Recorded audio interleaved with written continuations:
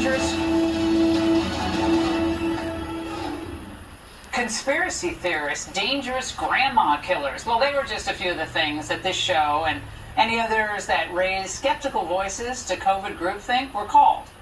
But now, some of those same censorious voices are suddenly feeling more comfortable. Here's a recent piece in The Atlantic.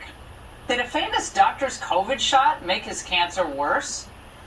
If this article was written just last year, it would have been flagged as dangerous disinformation. Or this new study published in the pediatric edition of the Journal of the American Medical Association, the vaccine can be detected in breast milk. They say caution is warranted when breastfeeding infants younger than 6 months. Now, what makes this all the more enraging is that voices like ours were threatened when we asked questions. In 2021, when the medical bureaucracy was urging pregnant women to get the vaccine, we invited some of the most respected epidemiologists in the world to share their thoughts.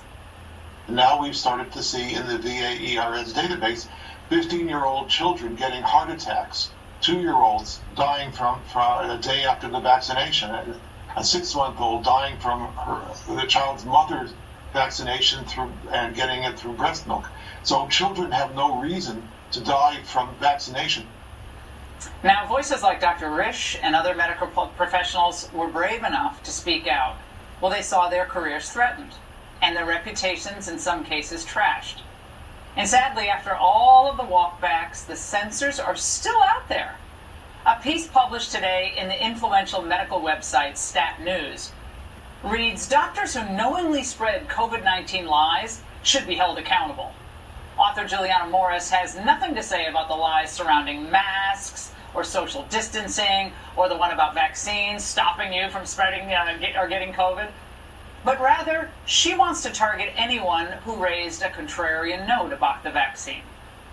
So given what we keep learning, it's vital that we never cow to these medical bullies, but rather keep speaking the truth and seeking the truth no matter the cost. And it wasn't just doctors who paid the price. NBA superstar Kyrie Irving famously refused to get the vaccine, and it cost him dearly. Not only was he barred from playing in Brooklyn Nets home games due to the city's vax mandate, he also said it cost him a contract. I gave up 4 years, 100 and something million, deciding to be unvaccinated, and that was the decision. It was contract, get vaccinated or be unvaccinated, and there's a level of uncertainty of your future, whether you're going to be in this league, whether you're going to be on this team. Here now is Clay Travis, Outkick founder and Fox News contributor.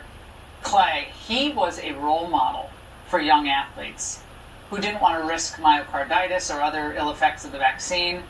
So why isn't he held up the same way Colin Kaepernick was? He was standing for conscience. Oh, yeah, it's a fantastic point, Laura, and thanks for having me on. Look, Kyrie Irving did what everybody in the sports media and everybody in the larger media claims they want celebrities to do, which is stand up and say exactly what they think, even if there are potentially severe consequences. Now, exactly how much money Kyrie Irving lost, we don't know. He says potentially $100 million. Certainly, it's in the tens of millions. And Laura, if you contrast that, for instance, with Colin Kaepernick, who actually has made tens of millions of dollars based on his left-wing protests, what you see is that when you do something and speak out and you are not on the far left-wing woke agenda, there are actually consequences, but none of the praise. Megan Rapinoe, Colin Kaepernick, LeBron James, all of them are super woke. They get tons of praise and more money for their political opinions, whereas you have guys like Kyrie Irving, and don't forget Novak Djokovic, who wasn't even allowed into our country to play in the U.S. Open, which he would have been favored to win, and their stories just get completely ignored, or they continue to be ridiculed, even though, Laura, the data reflects that they are correct. Dr. Marty McCary was tweeting about this. Great work he's done during this whole COVID era, saying guys like Kyrie Irving, who already had COVID and are young, healthy athletes, are actually at greater risk when they get the COVID shot, because then they have a risk of myocarditis based on the data, and they have zero risk statistically because they already have the COVID antibodies from their natural immunity. Yeah, the whole reason for the vax mandate was that they didn't want people to spread the virus. But that is obviously completely out the window. So the vax mandate should have gone away a long time ago. And yet they cling to it like a security blanket, right? I mean, they're just not dropping it. Yeah, and what I said, Laura, I think on your show last week remains true.